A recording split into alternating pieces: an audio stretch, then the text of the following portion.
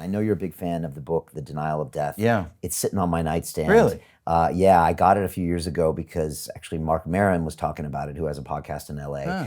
And I know some of the theories behind it of kind of why we worship our heroes, why we build monuments to our fallen soldiers. And it's, from what I understand, and I really like it if you could maybe clarify this for me, it's a way of us justifying our finite existence and the fact that we die. It's trying to give meaning to our life by sometimes propping up others. Yep. Because all of this comes back to everybody watching saying, okay, Brian, this is heavy, but what does this mean to me? Yeah, well, I can tell you how I process these ideas. So there was a time when I would think about the far future and it would feel bleak. It would give me this hollow sense of dread that was unpleasant and uncomfortable. But as I thought about it more and more, I had a radical turn of perspective, which is the recognition that we are small, we are finite, we do exist on this little window of time, on this grand cosmic timeline that we were describing, and that can make you feel insignificant. But at the same time, look at what these collections of particles can do, and look at how unlikely it is that these collections of particles exist. You and I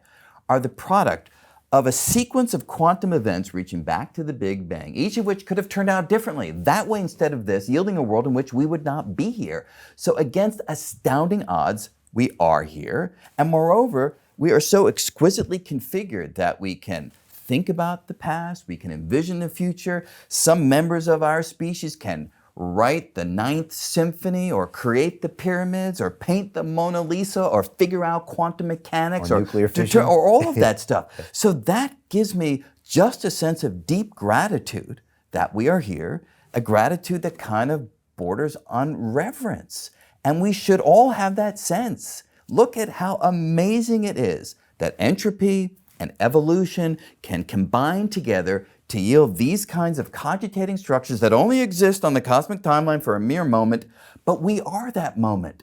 Celebrate that. That, to me, is the way to not feel that bleakness about where the universe is headed. Okay, so this actually can give us a new perspective on things. Yeah. That's a different perspective than the denial of death perspective. Yeah, in a sense, yes. You know, in the denial of death, Becker was saying, look, culture, in many ways, is an antidote against our singular recognition that we are going to die. In fact, he would say, if you encounter someone who says, I'm not afraid of death, that's culture doing its job. Right. Because if you strip away culture... Everything in our culture is to make us feel better about our own death. In a sense, right? Now, you can overblow these ideas and make them sound so universal in scope that it may feel artificial, but many things in our culture, certainly. Superhero movies. Yeah, in a sense, right? And that's not a bad thing either, necessarily. It's not a bad thing. So to see the hero who can transcend all manner of danger, we want that and we revere that. And that largely comes from the fact that we are these creatures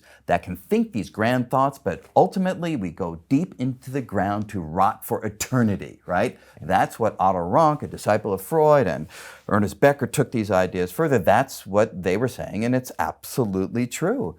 So this cosmic perspective, if you will, that I'd like to put forward, you can think of it as another antidote. It's an antidote that doesn't just deal with the death of the individual, it's an antidote that deals with the death of the cosmos.